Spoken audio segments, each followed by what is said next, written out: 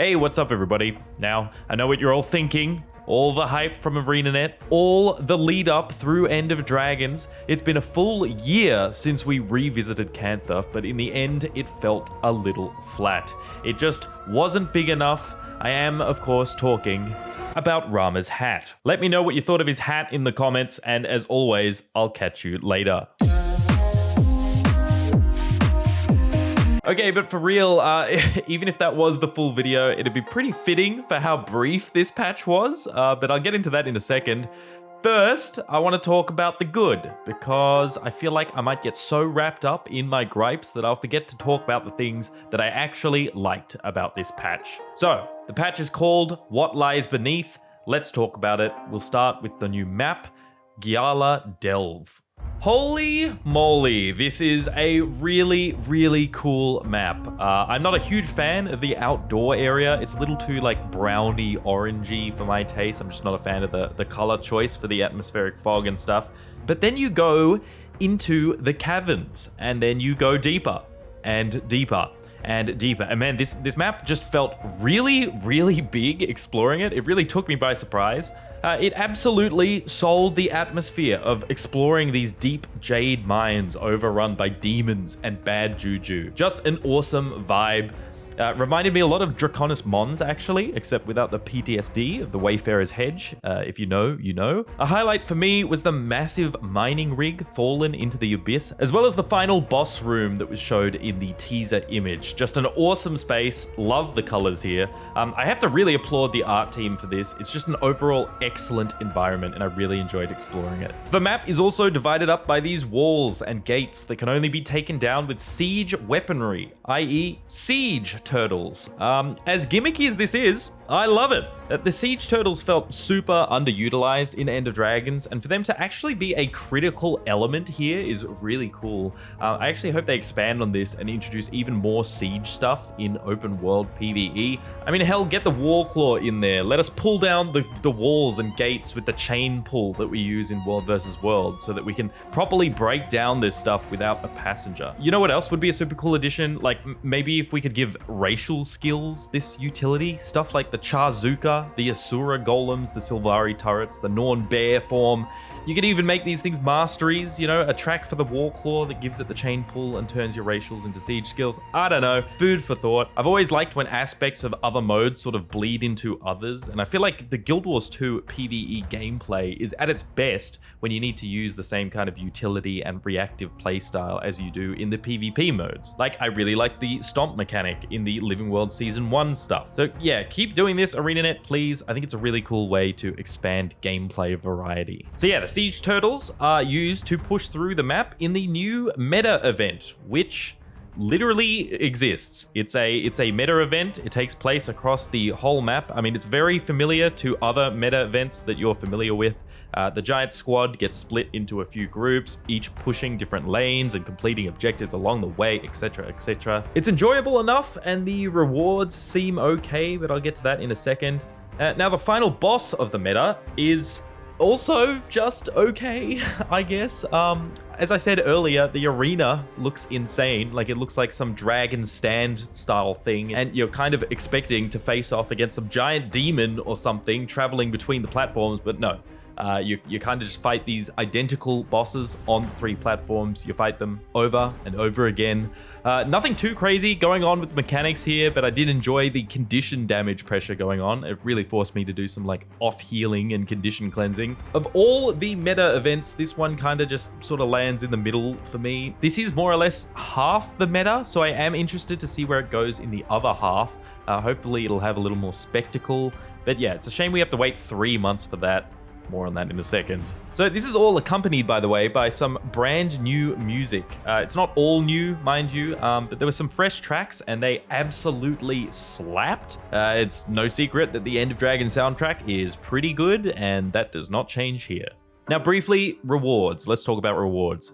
From the meta, you get loads of rare, unidentified gear to sell.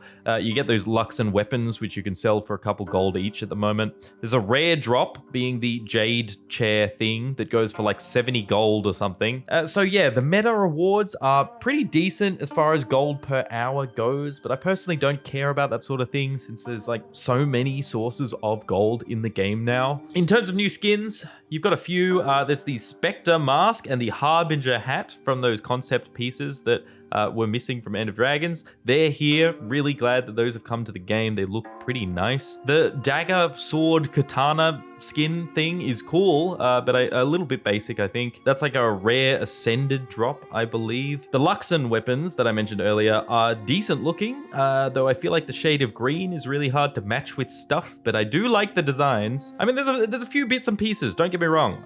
The skins are neat, but it's a shame there's no new full armor set for each of the weights. I feel like the upgradable armor sets they introduced in Season 4 were a really cool addition, and it sucks that they didn't make that the standard moving forward. And those sets were untradeable as well, which means I needed to actually engage in the content to earn them, and I just don't feel that same motivation here. But yeah, maybe I'm nitpicking. Obviously, fashion is subjective, but I wasn't a huge fan of the skins that were introduced in this patch. There is, though, this new Black Lion material hand-in thing in Lion's Arch. Now, this is awesome. I don't think it's a permanent addition, but this is a very cool event. Basically, you can hand in basic materials to this vendor to earn statuettes and other rewards. You can get a whopping 20 statuettes through this if you do it every week, which is great. That's almost enough to outright buy some of the items in the new vintage tab of the Black Statuette vendor, which contains a lot of cool skins that were previously unavailable.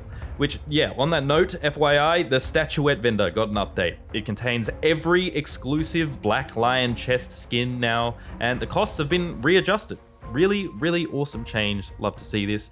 This event is meant to rebalance the economy or something. Similar things have happened before, apparently, but this is a first for me, and I really like it. I mean, this thing is single-handedly going to get me logging in week to week. So yeah, that's all of the good stuff out of the way.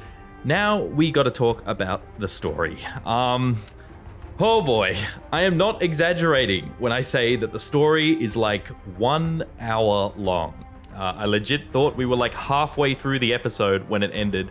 It's like 4 instances, only one of which actually had any proper combat, that being the final one. That's just too short, man. Plain and simple. Don't get me wrong, what was there was good. Excellent, even. I love the dark psychological elements, the commander dealing with the past trauma, the demons, the writing was great, and the voice acting, holy shit, man. The male Sylvari voice actor is just fantastic. Especially in that final instance, he was absolutely acting his heart out. It was phenomenal, like amazing. Gorek is always fun. He was great to have in this patch. Yao got some much needed screen time. Rama was Rama, but it was too damn short. There's like nothing else I can say about it. It was just too short. I was getting really into it, really enjoying it, then it just screeches to a halt. I just don't know how this happened after so much development time. It's been a year. I know I keep beating that dead horse, but it's been a year. I get writing takes time. I get voice acting is expensive. I get it. But this just isn't enough for a quarterly update. This probably has nothing to do with it, but I'm unsure why ArenaNet confined themselves to only telling the new story in the new map. What happened to the Empress visiting Divinity's Reach? What are Aureen's thoughts on the new entity feeding on the ley lines? How does this impact the power situation in New Kaineng City? It doesn't even all need voice acting. Most MMOs don't. Make them non-voice acted side quests. I don't know. We just need more of it. This is just not enough. You know, personally, I always felt that Living World over-delivered. I mean, Guild Wars 2 is the only MMORPG I know of that adds a whole new map every patch, alongside new story chunks with unique instances, all voice acted as well. They had meta events, masteries, new armor and weapon sets, new legendaries, not to mention that those updates were free if you logged in during their release in a non-subscription game. This has always felt unsustainable to me, and to be honest, it's a marvel that ArenaNet even kept this up for so long. Having said that, I think I speak for most of us when we were expecting like at least double this in length, like at least 2 hours of solid story, you know? It's just way too little story for a quarterly update. I'm sorry, I don't know what else to say, but 1 hour of story is not enough. No, that's it. Oh, that sucks. Oh, that's it. It's getting good. Are you serious? I think even, without the meta, if we didn't do the meta, that was like 4 story steps. Finally, I just want to talk about what I think was this patch's biggest pain point, the marketing and setting of expectations. To me, these issues just stem from the fact that we had no idea what to expect going in, and so we were understandably going in with preconceived expectations. So I was on the Tea Time podcast last week where we spoke about the marketing or lack thereof of the patch and Guild Wars 2 in general, how it compares to other MMOs, etc. Funnily enough, during that podcast, Grouch, the game director, posted on the subreddit talking about how the reason for there being no marketing up to the launch is that, statistically speaking, the success of those bringing in players is quite similar regardless of whether you do the marketing before the launch or on the day of. Now, from a business perspective, sure, I can see that. You look at the stats and it looks similar, and so you just decide to go with one or the other, but it doesn't really do much for us as fans of the game. I don't think marketing is just about getting new players in or getting returning players in. It's also about managing expectations. That's all part of the marketing cycle. With absolutely no info on this patch, not even the name, we make assumptions. We speculate in the extremes that it's either going to be really good or really bad. This isn't great for community sentiment. ANET has been pretty good with communication in the past, like especially recently, but it shouldn't be up to the game director to come in and subdue the fire one day before the patch drops. Let's get a proper community manager in here. Let's release trailers earlier. Let's lay out the details on exactly what we're getting, rather than finding out for ourselves in-game and feeling blindsided. Maybe this is too much armchair game development, but man, I really think there were decent ways to handle the expectations of this release, even if there wasn't much content in here. And unfortunately, nothing was done. Personally, I was expecting at the very least, essentially what we got before, something similar to the scale of the early Icebrood Saga episodes, but it really did feel like less than that. There's no new path to gearing characters. There's no new instance content. Hell, there's not even any masteries, and the story was just, again, too damn short. I'd really like to see ArenaNet clarify their plans for the future of content. I want to know exact dates, exactly what to expect in each release.